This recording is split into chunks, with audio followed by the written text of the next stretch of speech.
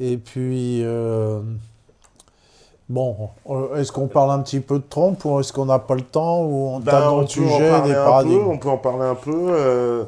On a déjà sacrifié, on a sacrifié un peu de temps, il est 20 Oui, déjà, donc donc c'est juste pour dire, allons-y. parce que les gens s'inquiètent en disant que Trump s'est couché et que maintenant il suit la CIA. Rien n'est plus faux.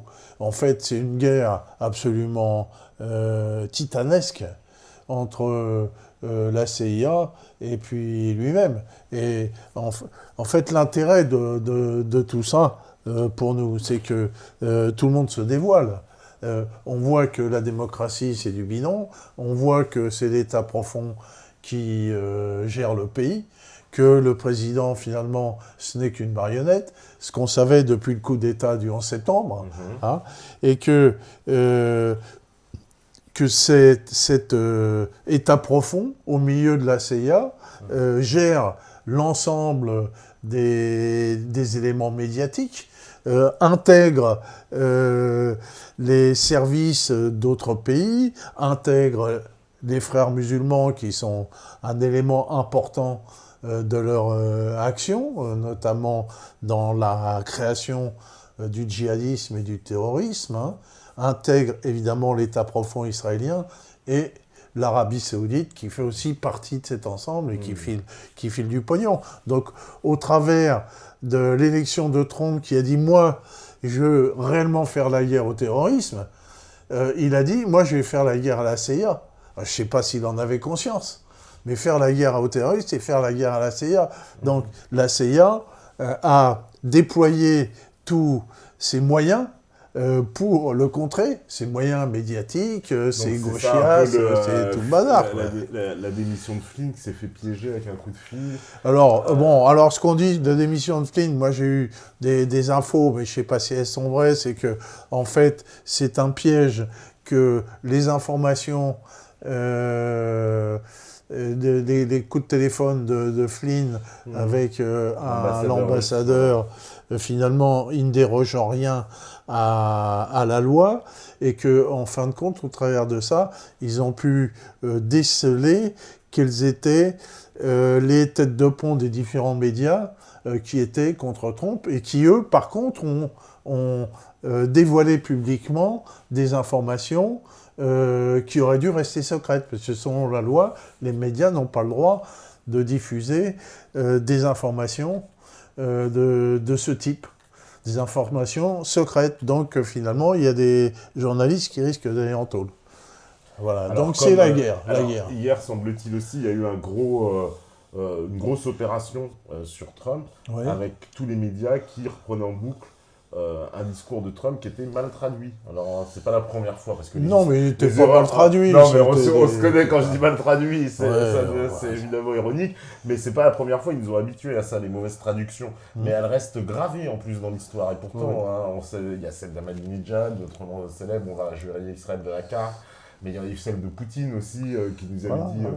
oui, une femme ne devrait pas dire ça, alors qu'en fait, c'était pas du tout ce qu'il avait Alors, ce dit, que etc. Trump a dit une parole extrêmement forte, c'est qu'il a dit au meeting de Floride, Mhm. il a dit que les médias n'étaient pas contre lui, mais contre le peuple Contre le américain. peuple Et américain, donc, ouais. il faut bien voir que si les médias états-uniens sont contre le peuple, je veux dire que les nôtres aussi, ils sont contre le peuple, avec tout ce qui nous arrive, avec le, le système d'indexation, tu vois, de mise à l'index là, du monde. Il y a une guerre qui est enclenchée des médias contre les Mhm. peuples. Mhm. Avec l'histoire de Pompe, maintenant on voit comment ça fonctionne. Et avant Trump, personne ne parlait de l'État profond.